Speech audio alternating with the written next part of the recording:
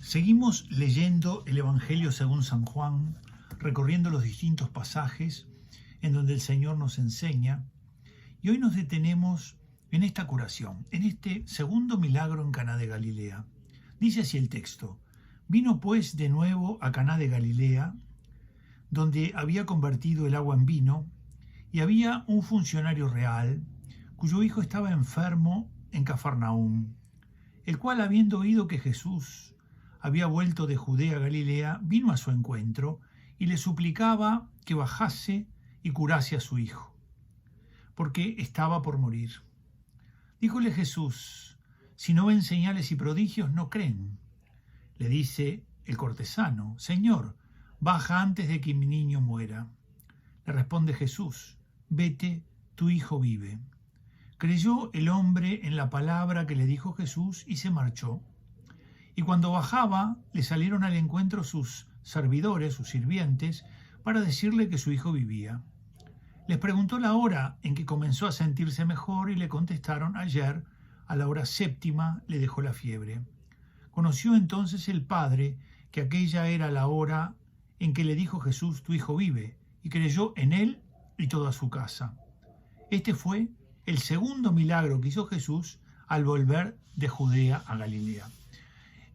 Recordemos que el texto está enmarcado en que el Señor ahora tiene un encuentro con un pagano. Este funcionario, algunos le llaman el centurión, este funcionario real, ha ido a buscar a Jesús porque su hijo se encuentra grave, su hijo está mal. Y entonces se ve claramente en él lo que acontece habitualmente en alguien que está viviendo una situación dramática, límite, y se acerca a Jesús. Va con el corazón a pedirle a Jesús, a pedirle. Tal vez, y algunos padres de la iglesia dicen eso, hay una cierta imperfección en la fe de él todavía. Porque en realidad, si hubiera tenido una fe plena, seguramente no hubiera sido necesario pedirle a Jesús que baje, porque el Señor puede hacer el milagro sin necesidad de estar ahí al lado. Pero lo cierto es que se ve en él una serie de movimientos que manifiestan tener una gran confianza. Primero sale al encuentro de Jesús, después nos dice el texto que le suplica a Jesús, ¿verdad? Luego le insiste con que baje con él. Y el Señor finalmente le dice, le manifiesta una cierta recriminación: si no ven señales y prodigios, no creen.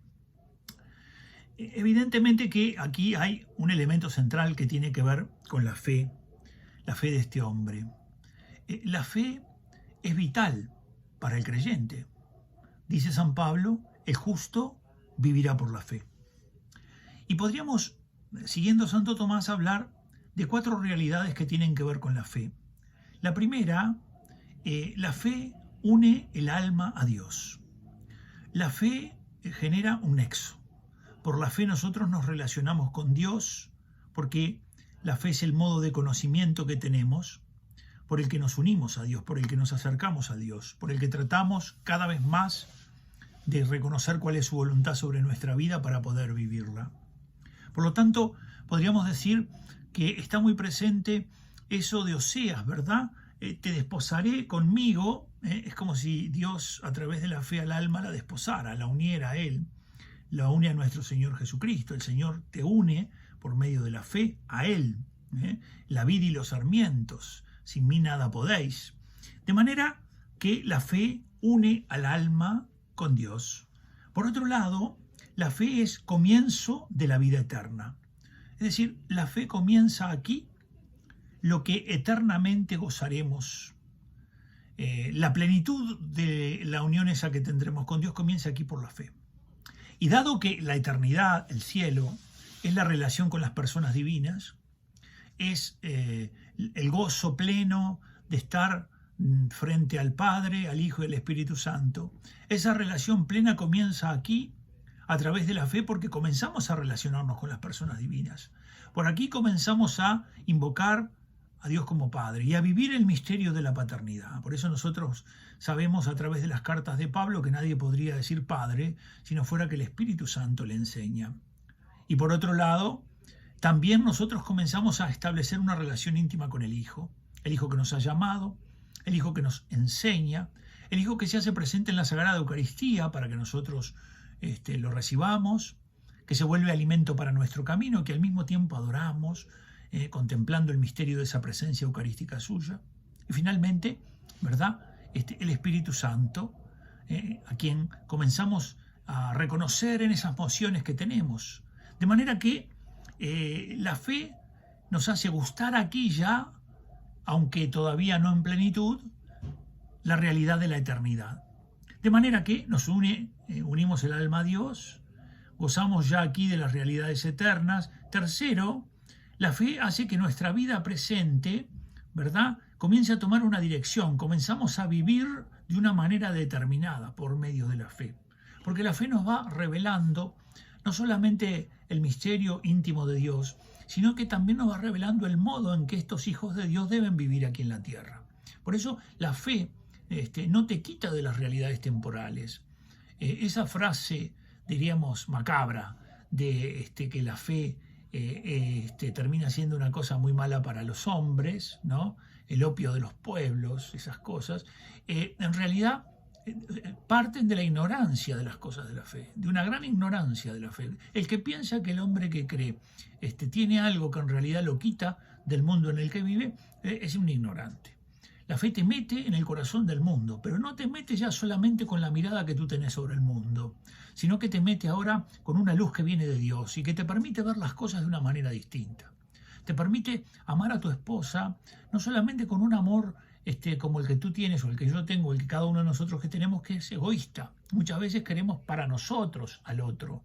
Te hace de alguna manera comprender el valor del otro, te hace comprender la dignidad del otro, te invita a que la respetes, te invita a que la cuides, te invita también a que pienses que no solo esto que estás viendo es lo que existe, sino que está tu vida toda orientada hacia la eternidad. Por eso la tercera realidad es que nuestra fe dirige la vida presente, ¿verdad? Dirige la vida presente para que sepamos las cosas que es necesario obrar, nos enseña a obrar. Y la cuarta es que por medio de la fe vencemos las tentaciones. Y esto evidentemente que es una realidad muy importante, porque y allí es donde nosotros a veces perdemos de vista algunas realidades, ¿verdad? Por medio de la fe nosotros escuchamos a Dios y el que escucha a Dios, el que escucha la palabra de Dios tiene como una percepción particular para captar la tentación y también para captar la salida. Recordemos que los santos dicen que por la fe conquistaron los reinos. Toda tentación o viene del maligno, o viene del mundo, o viene de la carne, ¿verdad? De manera que el diablo nos tienta para que no obedezcamos a Dios, ni le estemos sujetos. Y esto es lo que está al comienzo, cuando Dios le dice, mirá, acá tenés el Edén, aquí estoy yo, aquí está todo. El demonio le dice, no quiere tu felicidad, no te quiere, no quiere que... Y ahora pasa lo mismo, ¿no? ¿Por qué me pasa lo que me pasa? A Dios no le intereso, ¿verdad?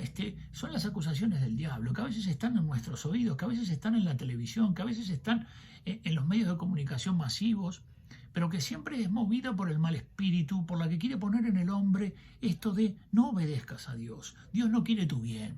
Dios en realidad viene a hacerte perder la vida. Te pasás de renuncia en renuncia y al final terminás perdiendo tu propia vida. Por lo tanto, el diablo nos tienta para que no obedezcamos a Dios. La segunda realidad que tiene que ver con lo que la fe nos ayuda a vencer las tentaciones es que el mundo nos tienta. Y el mundo nos tienta en dos direcciones. Y fíjense qué interesante, ¿verdad? Nos halaga con lo próspero y nos atemoriza con lo adverso. Nos halaga con lo próspero y nos atemoriza con lo adverso, ¿verdad? Y esto solamente se puede vencer desde la fe, porque ella nos enseña a creer en una vida más profunda, mejor, una vida que tiene un fundamento mucho más sólido y por la que se nos invita, ¿verdad?, a que no nos atemos a las realidades prósperas de este mundo y a no temer a sus amenazas, ¿verdad?, a no temer las adversidades. Y en tercer lugar, la carne nos tienta. ¿Y por dónde nos tienta esta realidad, ¿verdad? La carne es la debilidad de cada uno de nosotros, esa debilidad humana que tenemos, por ese lugar en donde cada uno de nosotros es más flaco, nos tienta induciéndonos a deleites momentáneos de la vida presente, es decir, disfrutar de esto, disfrutar de lo otro, ¿verdad? Del sexo, bueno, todas esas realidades la vencemos si tenemos fe. Este hombre bajó en dirección de donde se encontraba su hijo enfermo, y luego de ver el milagro, luego de reconocer la manifestación de la gloria del Señor, creyó él y también toda su familia. De manera que en este segundo milagro, allí en Caná de Galilea, en el primero terminaba diciendo que había creído sus discípulos. Por lo tanto, ahora el Señor viene por los demás, no solo por sus discípulos. Y aquí se dice que este hombre y su familia también creyeron. Ojalá vos creas en el Señor. Ojalá puedas enfrentar tu vida desde esta perspectiva, de sentirte creyente, que es lo maravilloso de tu existencia, que sos un creyente, un hijo de Dios, que cree en su Padre, que al mismo tiempo se goza en el misterio del amor del Hijo y que se llena de alegría cuando puede glorificar al Padre por medio de la alabanza en el Espíritu Santo. Que Dios te bendiga. Seguimos entrando en el Evangelio según San Juan, todos los días. Así que Dios te bendiga y que la Virgen guíe tus pasos.